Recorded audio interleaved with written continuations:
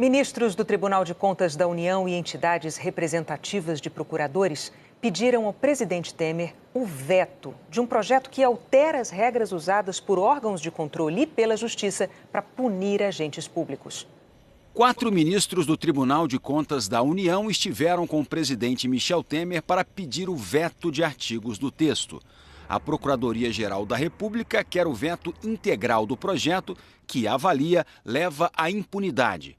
A PGR afirma que, se o projeto for sancionado, dificilmente haverá prevenção, repressão e ressarcimento aos cofres públicos de danos por atos de improbidade administrativa. A proposta foi apresentada em 2015 pelo senador Antônio Anastasia, do PSDB. No Senado e na Câmara, foi aprovado na Comissão de Constituição e Justiça sem passar pelo plenário. Seguiu direto para o Palácio do Planalto, onde espera a sanção. A Procuradoria diz que o projeto usa expressões abertas, cheias de lacunas, que podem levar os processos de responsabilização de administradores públicos por caminhos imprevisíveis, e cita os pontos da proposta que dificultariam o combate à corrupção. Entre eles está o artigo 20, que diz que não se decidirá com base em valores jurídicos abstratos sem que sejam consideradas as consequências práticas da decisão.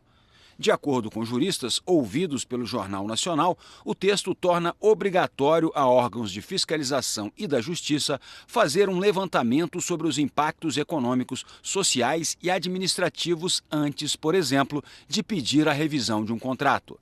A Procuradoria afirma que o artigo proposto peca por transferir indevidamente ao julgador os ônus e as responsabilidades inerentes à atividade do gestor público. A proposta, de acordo com procuradores, gera o risco de converter os órgãos de controle e da Justiça em órgãos de consultoria da própria administração. O artigo 25 diz que, por razões de segurança jurídica de interesse geral, o ente poderá propor ação declaratória de validade de ato, contrato, ajuste, processo ou norma administrativa. De acordo com o Tribunal de Contas da União, esse artigo permite que os envolvidos na negociação com o governo consigam, na Justiça, uma certidão para validar um contrato, processo ou norma administrativa, evitando assim investigações ou mesmo contestações administrativas. O procurador do Ministério Público, junto ao Tribunal de Contas da União, afirma que o artigo 28 do projeto de lei estimula a impunidade. O artigo diz que o agente público só pode ser responsabilizado por alguma ação em que haja erro grosseiro ou dolo, mas que não se considera erro grosseiro decisão baseada em interpretação razoável de jurisprudência ou doutrina, mesmo que ela não venha a ser posteriormente aceita por órgãos de controle ou judiciais. Do jeito que está a lei, a ignorância do gestor vai ser usada como um escudo. Eu não sabia. Eu não sei, então eu não entendia, eu não sabia que estava fazendo uma coisa errada. Então, isso também dá uma margem, de desculpa, de isenção, de responsabilidade, que induz o gestor a ser menos cuidadoso. Um dos juristas que ajudaram a elaborar o projeto rebate as críticas. Esse projeto ajuda a focar o controle público nas grandes irregularidades praticadas por gente desonesta. Nada, absolutamente nada muda nessa lei com relação à punição de crimes ou da desonestidade administrativa.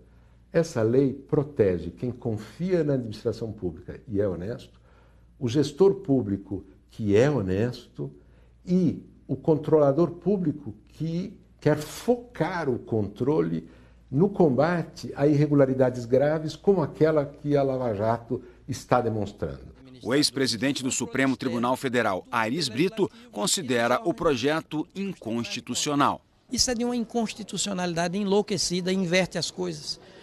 Coloca o judiciário para fazer as vezes desses órgãos de controle e fiscalização e coloca a lei, ainda tem isso, ainda há isso. E a lei indica tantos parâmetros de interpretação do direito que esse projeto de lei termina levando o legislador a fazer as vezes do julgador.